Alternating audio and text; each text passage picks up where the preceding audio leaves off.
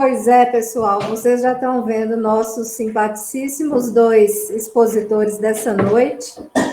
Primeiro, o Léo vai falar para a gente o Fonte Viva, capítulo 120, Assim Será, até às 19h45. E o Dario, que é um companheiro trabalhador da Casa do Caminho, ele vai falar Evangelho segundo o Espiritismo, capítulo 20, itens 1 a 3. Os trabalhadores da última hora, os últimos serão os primeiros. Sua fala, Dario, vai de 19h45 até as 20h15. Ok? Ok. E eu vou pedir o Léo para fazer a prece inicial, Léo, por gentileza. E logo em seguida ele já vai começar a exposição do Fonte Viva, convidando vocês e a mim mesma para a gente participar e se conectar nesse momento tão agradável. Fica à vontade, Léo. Deus, nosso Pai e Criador, Jesus, nosso modelo e guia. Neste momento, elevamos o nosso pensamento em oração, pois já aprendemos que o pensamento é tudo, e de que nada valem as frases bem elaboradas, os pedidos repetitivos. A essência da prece é o pensamento. Portanto, elevamos o nosso pensamento ao mais alto, ao divino, para agradecer. Agradecer por tudo. Agradecer pela vida, pelo dia de hoje, pelas oportunidades, por termos a condição de respirarmos livremente. Obrigado, Senhor, pelo ar, por podermos respirar. Quando sabemos que muitos irmãos, neste momento, encontram-se atrelados a equipamentos e a mecanismos que permitem esse ato tão simples de respirar, mas que está sendo feito com auxílio de equipamentos. Por isso, Senhor Jesus, obrigado. Obrigado por tudo. Obrigado pela vida e que seja hoje sempre a nossa companhia, que possamos ser instrumentos de sua paz, que possamos ser luz na vida das pessoas. Guarda-nos, Senhor, na tua paz, hoje e sempre. Bom, a lição de hoje é a lição de número 120 do livro Fonte Viva. E lá no capítulo 12, no versículo 21, existe o seguinte trechinho. Assim é aquele que para si ajunta tesouros e não é rico para com Deus. Esse versículo ele é extraído do Evangelho, onde está posto que Jesus reprova a avareza. E o que é a avareza? Qual que é o conceito, o significado de avareza?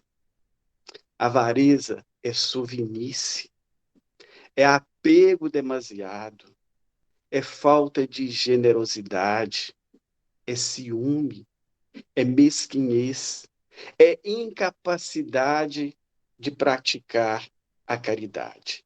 Isso são conceitos que estão tanto no dicionário como lá na doutrina espírita.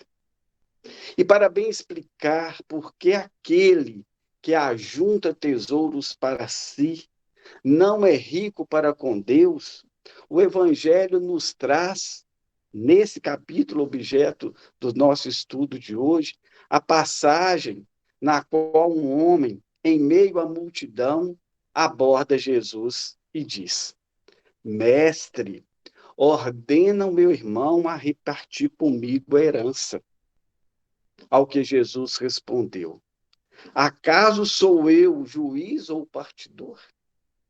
Ou seja, Jesus deixou claro que a sua missão não era cuidar das coisas daquela natureza, pois o pedido do homem era para que Jesus intervisse em seu favor, pois naquela época o primogênito, ele tinha direito, seja pela lei ou seja pelos costumes, a uma parte maior da herança. E aquele herdeiro estava pretendendo, e hoje é até justo que seja assim, que a partilha se desse de forma igualitária. Mas naquela época, a lei era outra, os costumes eram outros, e os primogênitos tinham direitos mais avantajados. Então, naquele momento, Jesus adverte: tende cuidado e guardai-vos de toda avareza, porque a vida de um homem não consiste na abundância dos bens que ele possui. E aí, então, Jesus contou a parábola do homem rico, que já sendo rico, teve uma grande produção em seus campos. E diante de tanta fartura, ele indagou para si mesmo: o que farei com tanta coisa, sendo que eu não tenho sequer lugar onde guardar? Então ele resolveu destruir os celeiros, fazer outros novos, maiores, com a capacidade de armazenamento maior, para colocar toda a produção e também os seus bens. Então o rico disse para si mesmo: bom, agora tens em depósito muitos bens, para muitos e muitos anos. Descansa, come, bebe, regala-te, ou seja, aproveita. Mas Deus disse: insensato, esta noite te pedirão a alma, e para quem deixarás o que tem preparado? Para quem vai ficar? E aí, para a gente entender, veio o fechamento da parábola com esse versículo, que introduz exatamente a lição de hoje. Assim é aquele que para si ajunta tesouros e não é rico para com Deus. Então vejamos a partir dessa introdução do Evangelho o que Emmanuel nos traz. Guardarás inúmeros títulos de posse sobre as utilidades terrestres, mas se não fores senhor de tua própria alma, todo o teu patrimônio não passará de simples introdução à loucura. Multiplicarás em torno de teus pés maravilhosos jardins da alegria juvenil. Entretanto, se não adquirires o conhecimento superior para o roteiro de amanhã, a tua mocidade será a véspera ruidosa da verdadeira velhice. Cobrirás com medalhas honoríficas o teu peito, aumentando a série dos admiradores que te aplaudem. Mas se a luz da reta consciência não te banhar o coração, assemelhar-te-ás a um cofre de trevas, enfeitado por fora e vazio por dentro. Amontoarás riquezas e apetrechos de conforto para a tua casa terrena, imprimindo-lhe perfil dominante e revestindo-a de esplendores artísticos. Contudo, se não possuíres na intimidade do lar a harmonia que sustenta a felicidade do viver, o teu domicílio será tão somente um mausoléu adornado. Empilharás moedas de ouro e prata, à sombra das quais falarás com autoridade e influência aos ouvidos do próximo. Todavia, se os teus haveres não se dilatarem em forma de socorro e trabalho, estímulo e educação em favor dos semelhantes, serás apenas um viajor descuidado no rumo de pavorosas desilusões. Crescerás horizontalmente, conquistarás o poder e a fama, reverenciar-te-ão a presença física na terra, Mas se não trouxeres contigo os valores do bem, ombrearás com os infelizes em marcha imprevidente para as ruínas do desencanto. Assim será todo aquele que ajunta tesouros para si, sem ser rico para com Deus. Bom, o que podemos extrair? Quais as reflexões que podemos fazer a partir do Evangelho e da lição de Emmanuel? Vejam vocês os termos utilizados por Emmanuel. Guardarás, multiplicarás, amontoarás, conquistarás, empilharás. Isso, meus irmãos, é típico do avarento, do egoísta. É sempre o que ele faz. Mas a gente já sabe, já aprendeu aqui na casa espírita, que de nada adiantará toda a riqueza conquistada, pois a morte, ela é certa e ela virá. E na dimensão espiritual, para que todos nós estamos destinados, nenhuma serventia terão os bens materiais. E é preciso deixar claro que é bem diferente o homem previdente do homem avarento. Previdente, todos nós devemos ser, mas é muito sutil isso. Quando deixamos de ser previdentes e passamos a ser avarentos. E quando nós falamos de avareza, nos vem à mente a figura do homem rico, egoísta e sovina, muito bem representado pelo Tio Patinhas, aquele personagem do Walt Disney. Mas é certo, meus irmãos, que avarentos existem em todas as classes sociais. E Emmanuel nos adverte: os nossos haveres, sejam eles quais forem, devem ser utilizados de forma de socorro, de auxílio, de trabalho, de estímulo em favor dos nossos semelhantes.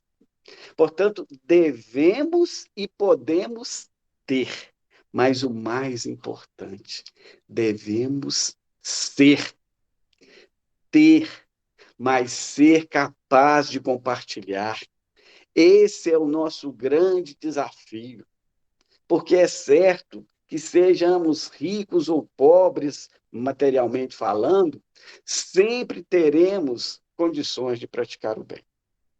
E lá na questão de número 642 do Livro dos Espíritos, é perguntado: para agradar a Deus e assegurar a posição futura, bastará que o homem não pratique o mal? E aí vem a resposta dos espíritos: não.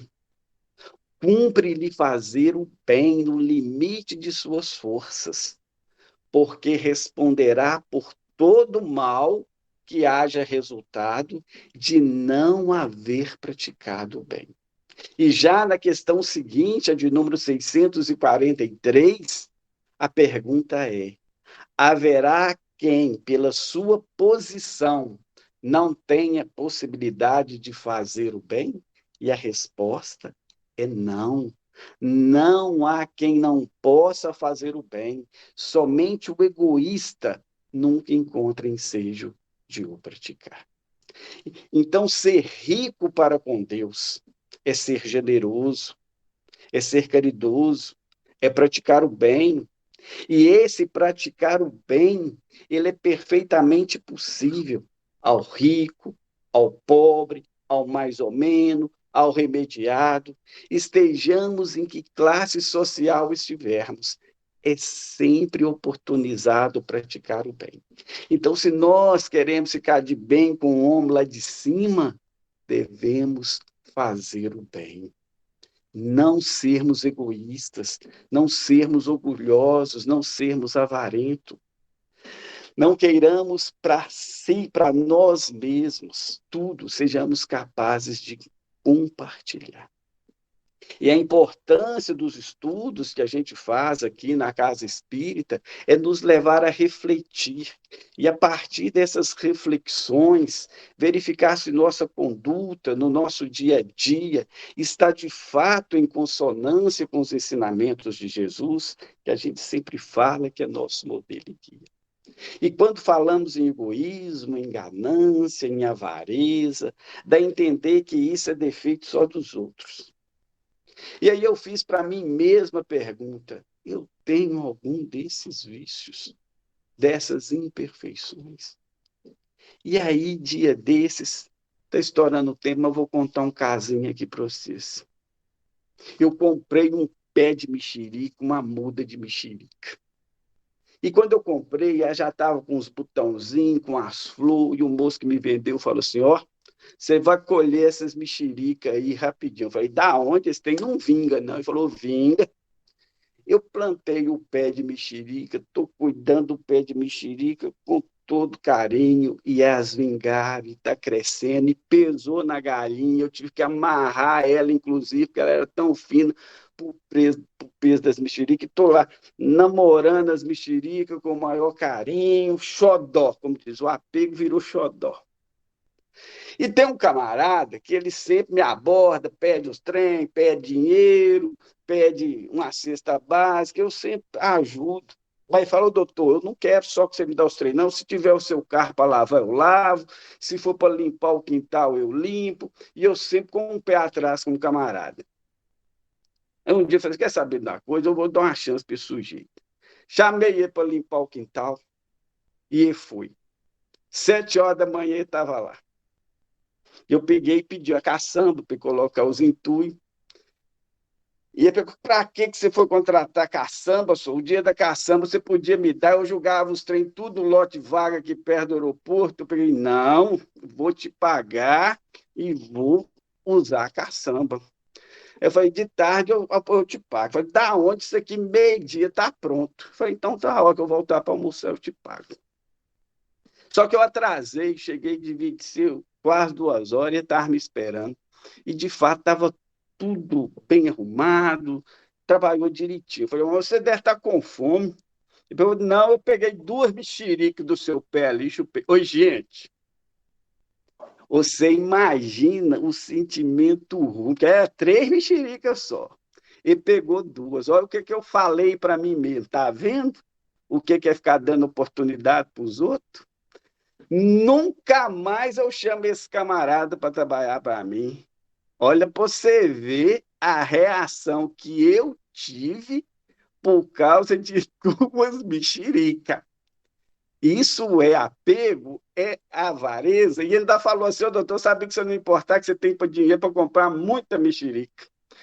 Então, num primeiro. Depois eu passei, foi a rir do caso, mas no primeiro momento, a minha reação foi de quê? De negar aquilo que Emmanuel nos faz, que é para dar oportunidade de trabalho, de evolução. E eu falei: não dou oportunidade, vou dar oportunidade para ele, mas vou comprar um saco de mexerica antes.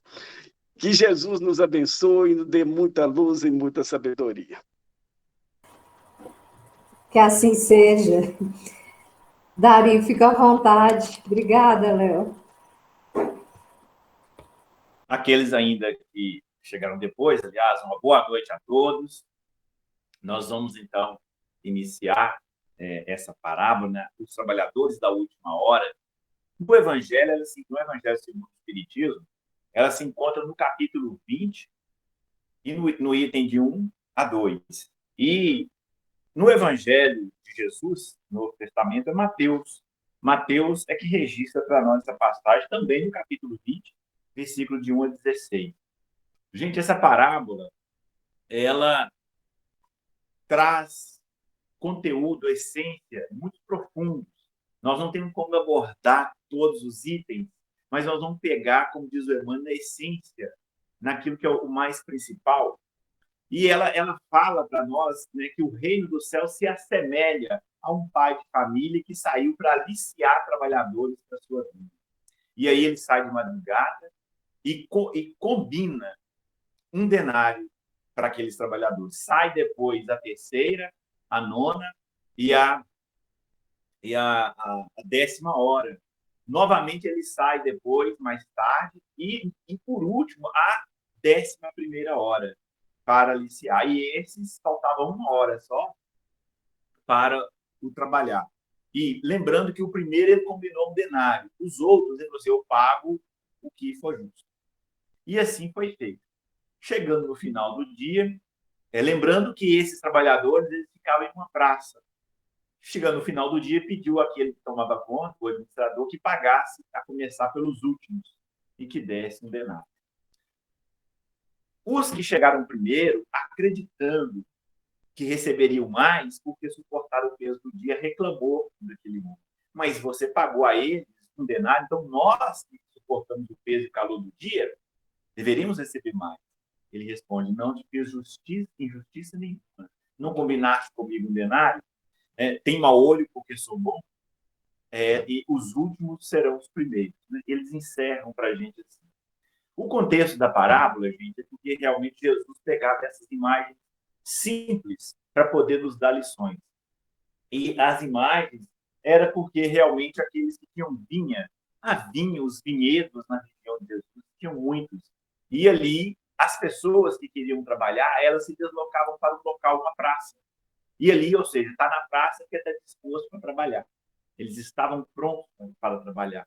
Era o que era a cultura, o sistema operante da época. E aquele senhor saía buscando esse trabalhador.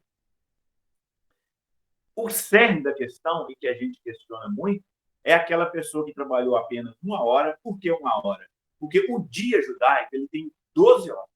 Para os judeus, o dia inicia às 18 horas da manhã, às 6 horas da manhã, e termina às 18 horas. Isso é o dia judaico. Isso está bem retratado no Evangelho. No entanto, lá eles tinham dia de luz e dia de trevas. Para eles, o dia tinha 12 horas. Se a gente for pegar que Cristo ressuscitou no terceiro dia, se formos contar o nosso dia 24 horas, não vai dar. Porque Jesus foi crucificado mais ou menos às 15 horas numa sexta-feira e no domingo, na manhã, ele ressuscitou. Você vê que não dá 24 horas. Não dá 72 horas. Mas dá 3 dias de 12 horas. Então, é só para mostrar que está lá, que era assim mesmo. Então, para eles, o dia tinha 12 horas. Aí, no caso, então, a 11ª hora, para nós, hoje, seria às 17 horas para encerrar as 18. Por isso, 1 hora mesmo que eles haviam trabalhado. Bom, então, quais que são as lições? O que nós podemos tirar? Gente, eu acho essa parábola, eu vejo ela assim, ela é muito pertinente, ela é muito atual, ela também retrata essa evolução, essas etapas em que nós vamos reencarnando para completar um trabalho. Ela retrata essas situações para nós. Eu vou pegar alguns textos do Emmanuel, passagem pequena, só para a gente começar a trabalhar onde a gente quer chegar. O Emmanuel fala assim, pequenos trechos, isso aqui está no livro Pão Nosso, capítulo 29. A formosa parábola dos servidores envolve conceitos profundos. Aí ele fala assim, em essência, ela designa o local dos serviços humanos e refere-se ao volume de obrigações que os aprendizes recebem do mestre. Veja bem, então fala de vinha. Gente, não tem como. A terra é a vinha do Senhor. Uma das vinhas do Senhor. Nós estamos em uma vinha. E também mostra o volume de trabalho. Olha como é que o Emmanuel fala assim, que tem hora que a gente acha que quem está fazendo é só quem está com um cargo, com um título, alguma coisa assim. Ele fala assim, enquanto os homens guardam a ilusão de que o orbe pode ser o tablado de hegemonias raciais ou políticas, mas perceberão em tempo o clamoroso engano, porque todos os filhos da razão, corporificados na crosta da terra, trazem consigo a tarefa de contribuir para que se efetue um padrão de vida mais elevado no recanto em que age transitoriamente. O Emmanuel está falando para nós que somos todos nós. Todos nós somos esses trabalhadores da vida. Todos. Não só simplesmente aquele que tem uma tarefa específica. Tem hora que a gente acha que sim. Por isso, muitas das vezes, nós ficamos correndo atrás dessas tarefas específicas. Mas a tarefa maior é justamente, muitas das vezes, estar na praça. Veja bem que a parábola traz essa imagem. E o senhor da vinha, ou o administrador, ia, aquele pai de família, ia na praça. Essa é o X da questão. Praça, o local aonde você nasceu, a vida que você tem, a profissão que a vida te encarregou, as tarefas que a vida te concedeu.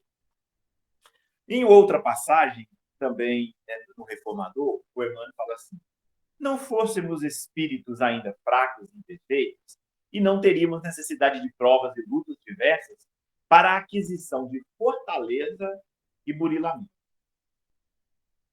Então, aqui nesse texto, é como se o Emmanuel falasse que a Terra, ela é esse campo de burilamento e de luta. É como se a Terra fosse a praça. Ela fosse a praça para nós.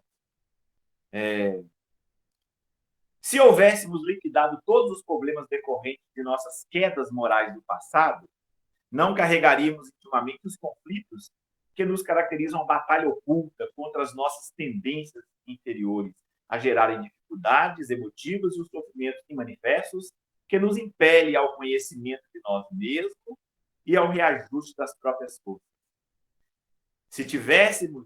Se já soubéssemos agir com generosidade dos espíritos benevolentes e sábios que nos orientam os destinos, não andaríamos repetindo lições e recapitulando a experiência na condição de criaturas falíveis.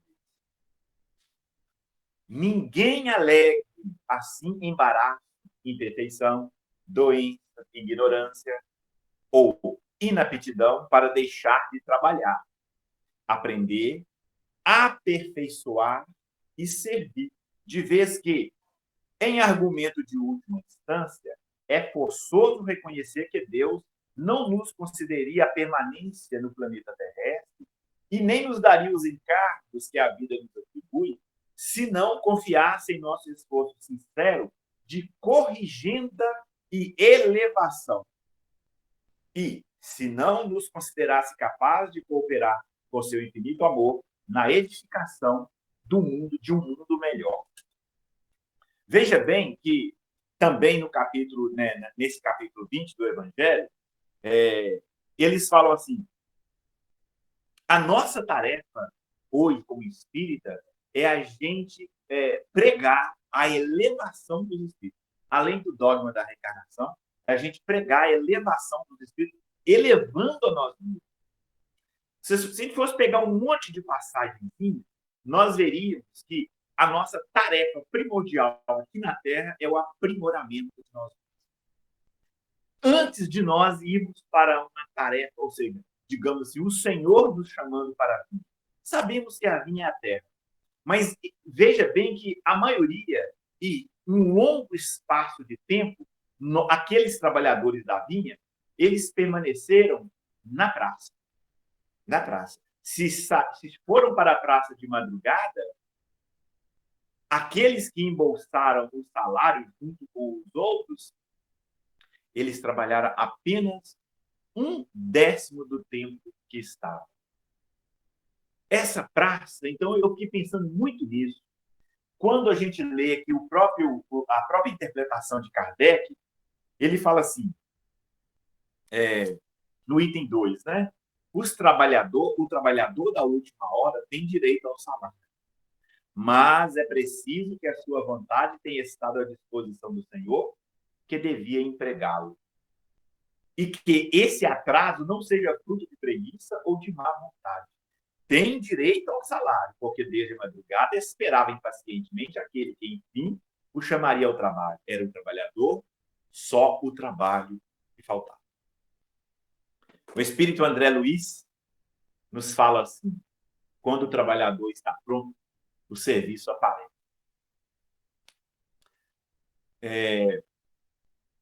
Vai passando o tempo na vida da gente, a gente vai estudando, a gente vai ganhando experiência, a gente vai amadurecendo, nós vamos conseguindo, talvez, perceber mais coisas nas lições do Evangelho. Nessa parábola, além dela retratar essa ligação entre todos os espíritos, desde o que veio pela primeira hora até o que veio na última hora, e a doutrina nos chega a dizer que muitas das vezes somos nós mesmos aqueles da primeira hora.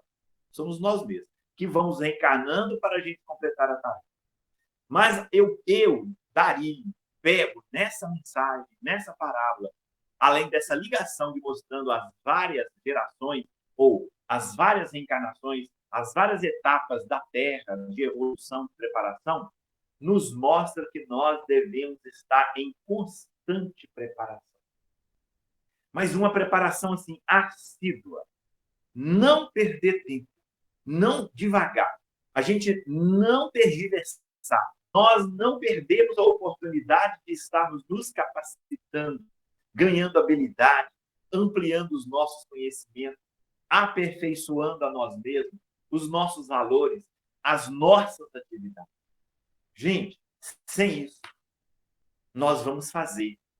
Nós vamos cair na rotina. A gente cumpre, a gente faz. Muitas das vezes assim, a gente vai para a tarefa. Muitas das vezes nós estaremos na tarefa de corpo presente, de alma ausente. Nós vamos por fazer, a gente cumpre por cumprir.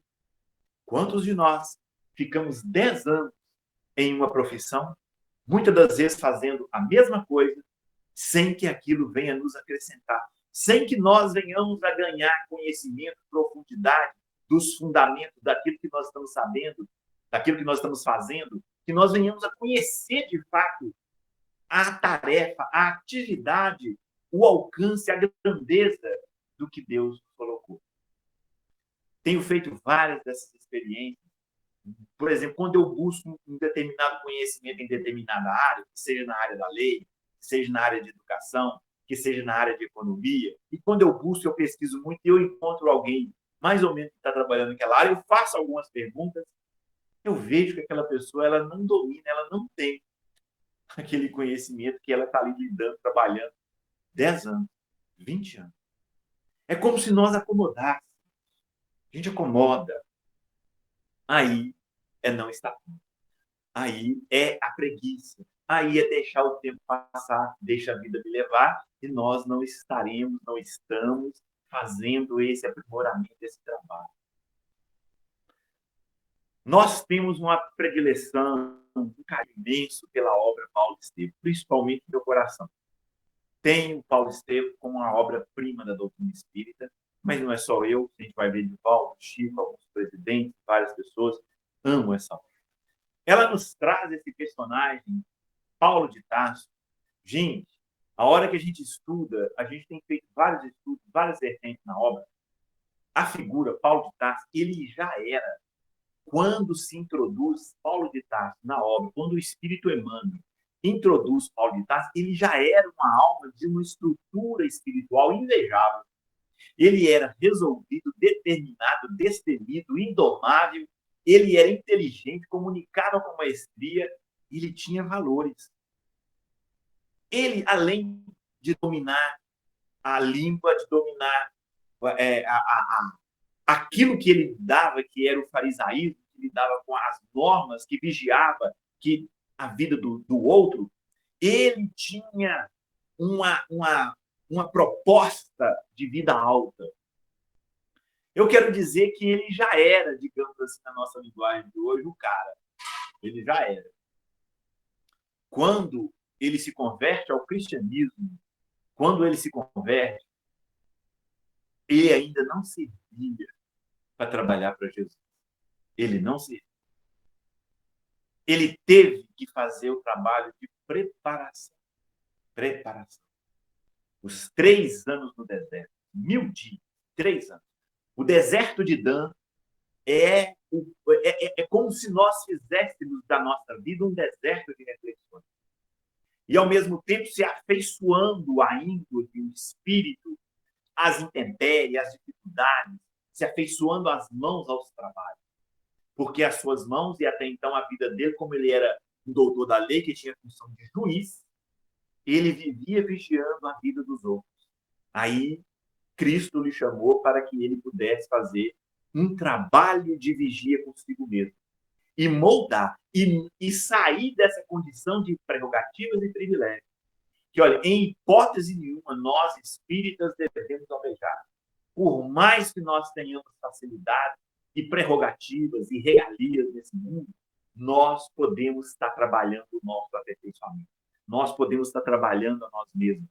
Então, Paulo, ele foi para esse trabalho, olha, de conhecimento de evangelho, que, na verdade, porque ele já era religioso, ele tinha uma estrada já de conhecimento com mestres, que lhe ensinaram e tudo ele aplicou. Veja bem que ele não tinha vício, ele era casto, ele não tinha dificuldade em lidar. Ele era a esperança dos mestres, dos doutores de Anás, de Caifás, todos confiavam em Paulo. Mas Jesus falou assim, não, é necessário que você faça uma preparação. E ele foi buscar humildade, ele foi buscar atividade, ele foi buscar esforço próprio. E nisso ele ficou 3 anos presente. Depois ele foi ficando 3 anos em casa, que é voltar ao lar. É ele que saiu de Tarso como um intelectual e um atleta renomado. Ele saiu com destaque, ele saiu como um jovem promissor. Ele volta a Tarso como um simples tapeceiro, afeiçoando ao trabalho, às mãos, adquirindo paciência e humildade. Humildade. É como se nós tivéssemos, nós entramos para a doutrina espírita, conhecemos o Evangelho, nós conhecemos todas essas lições e a vida nos joga no lar, joga para perto de nós. Eu estou falando da nossa casa mesmo, esposa, filhos, parentes, para ali. Ali a gente testemunhar a nossa renovação, a nossa transformação. Foi o Paulo voltando para Tarso. E aí, ou seja, Paulo de Tarso é como se ele tivesse reencarnado dentro da própria reencarnação. Ele fez a conversão mesmo, entrando, nós aprendemos. Convergir é você estar indo para a direita, você converge e volta. Ele, então, mudou e usando aquela estrutura. Eu quero dizer que ele ficou o tempo inteiro se preparando, se capacitando para depois ir para a atividade. É claro que é difícil a gente fazer isso em doutrina espírita, porque todos nós já chegamos e já encontramos o centro já funcionando e já com a estrutura. Mas, em verdade, nós precisaríamos fazer esse trabalho que está na obra Paulo. Olha, quando Paulo se converteu, Jesus o chamou ao trabalho e ele vai conversar com Ananias, aquele velhinho, gente que dá mensagem para nós extraordinária. Emmanuel não perdoa a expressão, não era maduro, não era idoso. Emmanuel fala velhinho várias vezes, já estava acabado, já estava assim, e já tinha vários achaques. Quando ele conhece o Evangelho, ele fala que ele ganhou uma renovação. Os achaques da velhice o abandonou e ele, então, foi ser servo do Cristo. Já era uma alma, então, que estava na praça, pronto. Ou seja, Ananias, no último, nem hora, ele já estava assim, nas últimas, já era para ter morrido, digamos assim. Mesmo assim, como já estava pronto, ele cumpriu com a sua tarefa. Foi ele que iniciou Paulo, foi ele que iniciou Abigail, almas assim. Foi ele com esses professores, esses mestres. No entanto, ele aconselhou Paulo, é necessário que você primeiro amele sementes no seu celeiro, como faz o agricultor. Você não as tem. Quando ele vai a Pedro fala a mesma coisa. Quando ele vai a Gamaliel manda, ou seja, recolhimento, manda refletir. Não adianta a gente tentar trabalhar, fazer por só intenção, por só porque a gente está com vontade. Começa-se com boa vontade, como diz André Luiz. Mas nós precisamos ficar num aperfeiçoamento constante, sempre. Essa parábola, ela está claro nela, isso que nós, para que nós possamos conseguir embolsar o nosso salário dessa última hora, que nós, de fato, cronologicamente, nós estamos na última hora de fechar o ciclo, de sairmos de uma condição do mundo de provas e expiações para cairmos no mundo de regeneração. É a última hora, lembrando que uma hora, né, ela não conta esse número de minutos que nós conhecemos, né? Se para um dia, como está na carta de Pedro, segunda carta de São Pedro, para Deus, um dia é 1000 anos, então é você dividir 1000 anos em 30, que nós chegaremos, em 24, aliás, que nós chegaremos no quantas horas nossas, né, quantos anos nossos se referem a uma hora. que em torno, mais ou menos, seus 34, 35 anos, que é uma hora. Então, nós estamos nessa última hora, em plena última hora, cronologicamente, para fechar o ciclo. Sempre vai haver. O Paulo estava na última hora da sua época.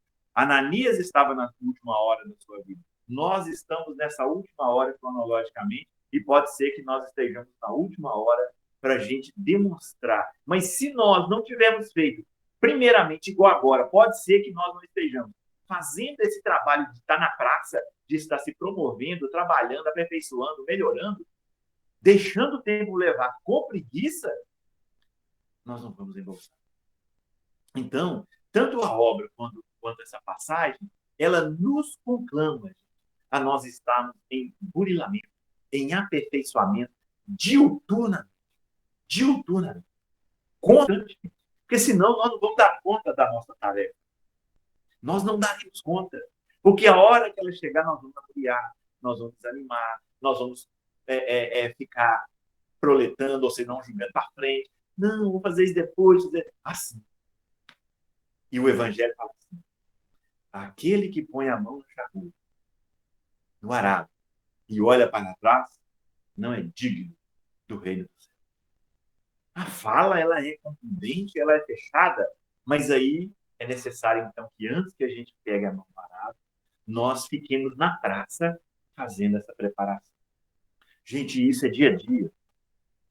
É a gente programar método, coloquemos na vida da gente assim, ó, tá hora, faço isso, faço aquilo. Olha, nem que seja uma mensagem do Cristo por dia para conhecer o Evangelho, nem que seja uma interpretação do Espírito desse, Emmanuel, Amélia Rodrigues, Joana, a gente lê e ganhar aqui no dia. Nem que seja uma boa ação a gente fazer durante o dia, para que nós possamos trabalhar o nosso sentimento. Como diz Cristo na obra Boa Nova, os intervalos do nosso ganha-pão. Antes de nós sairmos para o trabalho, 15 minutos de reflexão, uma ligação, uma prece, na hora que termina o dia, se você fizer uma visita, uma boa ação, uma atitude, isso nós vamos enchendo a nossa vida de boas atitudes, de boas ações. E conhecimento. Gente, nós somos alienados em muita coisa, nós somos conduzidos mesmo. A gente precisa ter essa condição de ser senhor de si, de analisar, de ter capacidade de aferir, de julgar com precisão. Normalmente nós damos opiniões, como diz Kardec, sem conhecer, sem saber da que nós estamos falando, ou seja, agindo com leviandade. Então, a doutrina espírita, ela nos conclama a gente a se capacitar o tempo inteiro. Não há doutrina, não há local, não há curso aqui na Terra que nos conclama tanto a buscar a excelência como a doutrina. No entanto, o Paulo deixa isso registrado na segunda carta aos Coríntios, quando fala que a caridade é a excelência. É a excelência. É a gente buscar ser... Você vê, olha, não é bom, não é ser ótimo, é ser excelente. Não tem o que mexer. É aquelas pessoas que nos conhecerem, falar assim, olha, pode confiar. Dá conta. Faz da melhor forma possível. Gente, saiu uma coisa meio errada ali, ó. Certamente fez o melhor.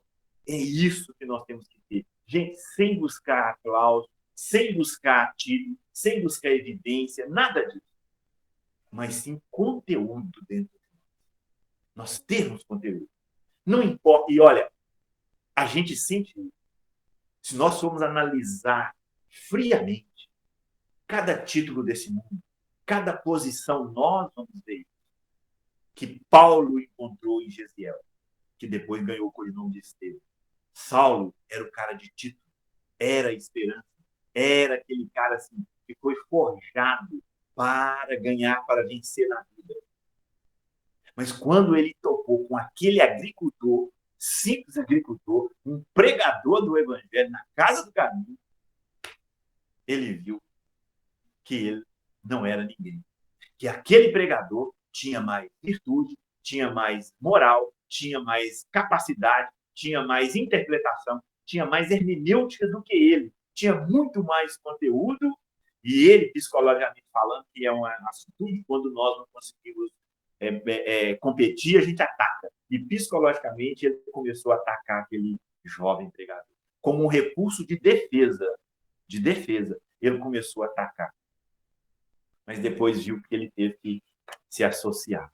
Aprender é aquela questão, como nós lidamos quando a gente encontra alguém melhor que a gente. A melhor postura é a gente aprender com essa pessoa. Por isso a condição de em preparação. Está em aprendizado.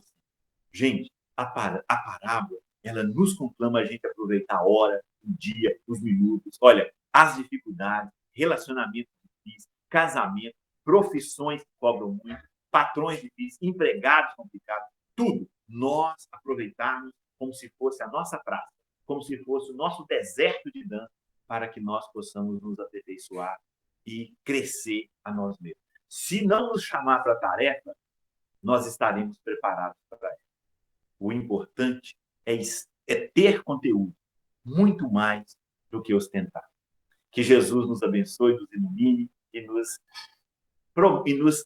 conceda sempre oportunidade de crescimento e de aprendizado. Muito obrigado a todos, que Jesus abençoe. Muito obrigada a você, Dari, pela participação na nossa reunião, por aceitar o convite e dedicar seu tempo na preparação do tema. Se você puder ficar conosco ainda mais um pouco, vou te pedir para fazer a prece final, pode ser? Antes disso, nós temos feito uma vibração pelas pessoas cujos nomes são colocados lá no chat. E se o Odorico puder nos embalar com uma boa música nesse momento, eu agradeço também, Odorico. Aí o Odorico faz a música, nós ficamos em vibração, e logo depois você pode já fazer a prece final, Dari, para a gente finalizar a reunião. Ok?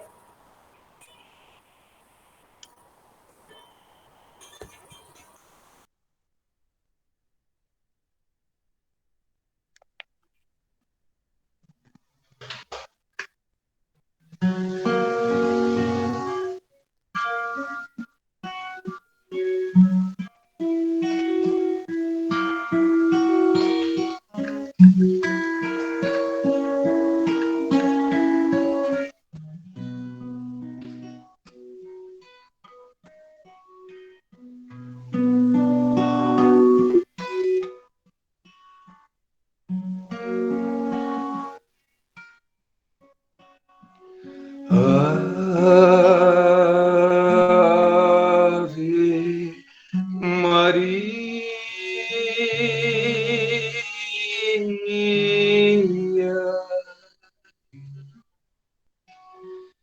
em cujo olhar buscamos luz, tem vosso sorriso a magia da paz que emana do olhar de Jesus. Vinde a nós, sublime emissária do amor, doce mãe do Senhor. Ouvi, Maria, a nossa prece, velai por nós, vossos filhos também. Convosco a dor no mundo fenece, e a esperança renasce além.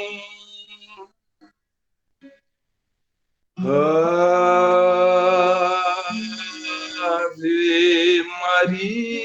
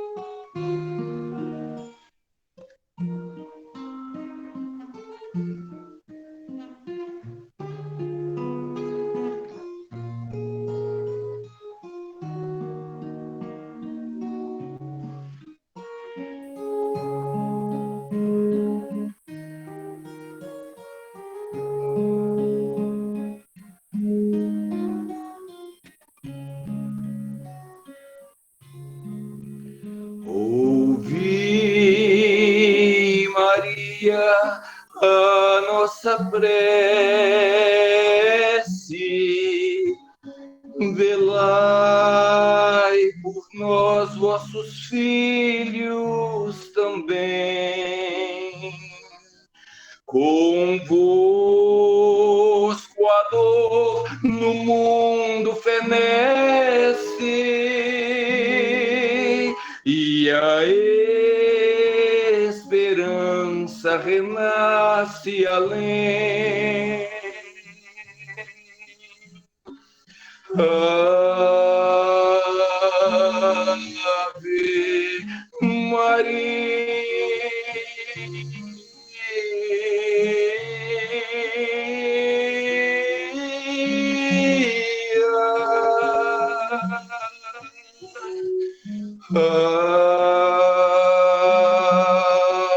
Ave Maria.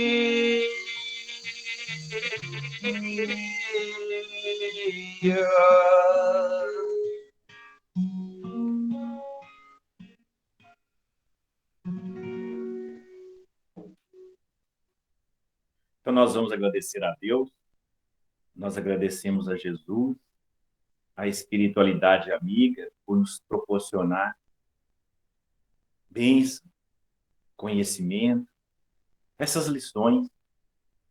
Ainda pedimos por todos esses nomes registrados, encarnados e desencarnados, que eles possam receber vibrações de estabilidade, de segurança e de estímulo para uma vida melhor. E que todos nós, nossos lares aqui representados, que possam ser encaminhados bênçãos, luzes e muita energia para que nós possamos estar em preparação, em melhoria sempre. E que Jesus abençoe a todos nós e que possamos dar uma pausa nas nossas atividades. Que Jesus nos ilumine e nos proteja sempre. Que assim seja. Que assim seja. Obrigada aos expositores de hoje, Léo, Dari. Obrigada, Dorico. A música é sempre caminho para a nossa aproximação com vibrações melhores. Obrigada, Fernando. E obrigada a todos vocês, todas as famílias que vieram hoje para a reunião. Convidando para a próxima reunião, que é na próxima quinta-feira, e às 19h30 também. Desejando a todos vocês uma excelente e agradável noite entre seus familiares queridos. Muita paz e até a próxima. Muito